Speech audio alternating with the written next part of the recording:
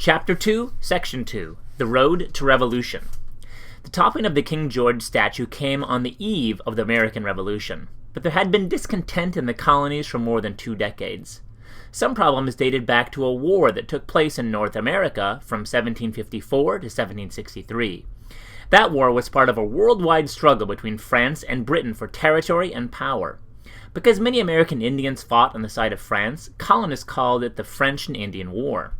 Britain won the war, but that victory set it on a collision course with its 13 American colonies. Britain imposes new regulations and taxes. Britain now had to control a much larger empire in North America and wanted to prevent further conflict with the tribes who had been France's allies. Therefore, Parliament passed a proclamation of 1763, which declared that the colonists could not settle west of the Appalachian Mountains. However, many colonists continued to move west. To help keep peace on the western frontier, Britain built a long chain of forts and sent more troops. It thought the colonies should help pay for this protection, but the colonists believed that they could defend themselves. They also mistrusted having a large British army in their midst during peacetime. Nevertheless, Parliament decided to raise revenue from the colonies to pay for the troops. At the time, citizens in Britain paid heavier taxes than they did in the colonies, and Parliament thought the colonists should pay their share. In 1764, it passed the Sugar Act, which placed custom duties on sugar and other non-British imports. In the past, such sales taxes were designed to regulate trade and encourage colonists to buy British goods.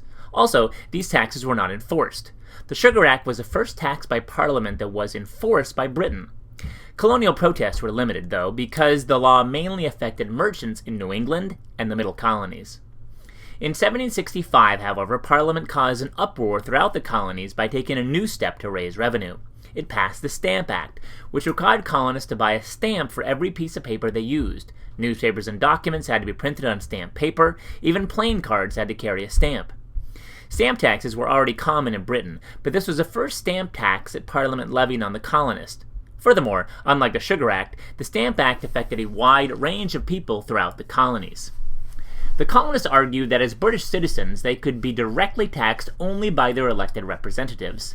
They were represented in the colonial legislatures, but not in Parliament. They recognized that Parliament could regulate trade, but they saw its direct taxes as tyranny or unjust use of government power. Patrick Henry, a Virginia lawyer and legislator, railed about "dying liberty, no taxation without representation," became the rallying cry for colonial protests. After months of colonial unrest, Parliament repealed the Stamp Act in 1766. At the same time, however, it passed a declaratory act reaffirming its right to govern the colonies. The act stated that the colonies have been, are, and of right ought to be, subordinate unto and dependent upon the imperial crown and Parliament of Great Britain. Parliament declared that it could make laws binding the colonies in all cases whatsoever. Over the next several years, it imposed new taxes and regulations, causing colonial resentment to rise. The colonies increasingly resist British authority. The colonists were not used to Parliament asserting its authority. For 150 years, Britain had maintained an unofficial policy of salutary neglect, or healthy disregard, letting the colonies pretty much run themselves. While each colony had a royal governor, it also had its own legislature, laws, and taxes. Although the colonists were subject to British laws, they often ignored the inconvenient ones. During this long period, they had come to believe that they had the ability and right to manage their own affairs. In 1767, Parliament passed the Townshend Acts, a set of customs duties on British glass, lead, paints, paper, and tea. Since the colonists had admitted Britain's right to regulate trade, Parliament thought they had little reason to protest. However, these duties were intended to raise revenue, so the colonists saw them as direct taxes in disguise.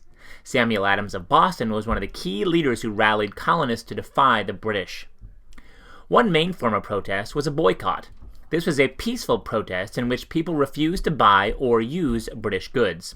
By boycotting British goods, the colonists hoped to influence British merchants to put pressure on Parliament to change its policies. Relations with the British were very tense in Boston. On March 5, 1770, a group of residents confronted British soldiers on the street. A fight broke out, and the soldiers opened fire, killing 5 colonists. Samuel Adams called the killings a massacre. Paul Revere, a local silversmith, made an engraving that showed soldiers firing at peaceful, unarmed citizens. Prints were distributed throughout the colonies, and the event became known as the Boston Massacre. On the same day as the Boston Massacre, Parliament repealed most of the Townshend duties, partly in response to colonial boycotts. Parliament retained the tea tax, though, to reaffirm its authority. The repeal of most of the Townshend duties appeased many colonists, so tensions died down. Adams tried to keep the spirit of protest alive, however, by organizing groups of letter writers, known as Committees of Correspondence, to spread news about British actions to towns throughout Massachusetts. Eventually, Committees of Correspondence formed in every one of the colonies. In 1773, Parliament unintentionally sparked new protests by passing the Tea Act, which gave the British East India Company the sole right to sell tea in the colonies. The act was intended to help the struggling company, but angry colonists saw this complete control of the tea trade as a threat to colonial merchants. Committees of Correspondence spread the word to boycott the company's tea. Some colonists took stronger action by destroying tea shipments, most famously in Boston. On the night of December 16th, men dressed as Mohawk Indians boarded 3 British tea ships in Boston Harbor. They broke open the tea chests and threw about 90,000 pounds of tea into the water. This protest, which became known as the Boston Tea Party, brought down the wrath of the British government. In 1774, Parliament passed a series of laws so harsh that the colonists called them the Intolerable Acts. These laws closed British Harbor, shut down the civilian courts, and placed Massachusetts under firm British control. More troops were sent to Boston. These measures prompted anger throughout the colonies. George Washington, a Virginian, called the policies repugnant to every principle of natural justice. Many men and women throughout the colonies began to think of themselves firmly as patriots working together to oppose British rule. The fighting begins. After the Intolerable Acts, the colonists organized another boycott of British goods. They also began to set up militias. These were groups of men, mostly local farmers and laborers, who volunteered to be soldiers during emergencies. In New England, the militias called themselves Minutemen because they claimed that they could be ready to fight in 60 seconds. On the evening of April 18, 1775, the Minutemen were called into action. About 700 British soldiers were marching from Boston to seize a stockpile of Patriot munitions in Concord, Massachusetts. In the early morning, they reached the village of Lexington, where 70 to 80 Minutemen were waiting for them. No one is sure who fired first, but a shot rang out. The British then unleashed a volley of bullets, killing 8 colonists and wounding 10.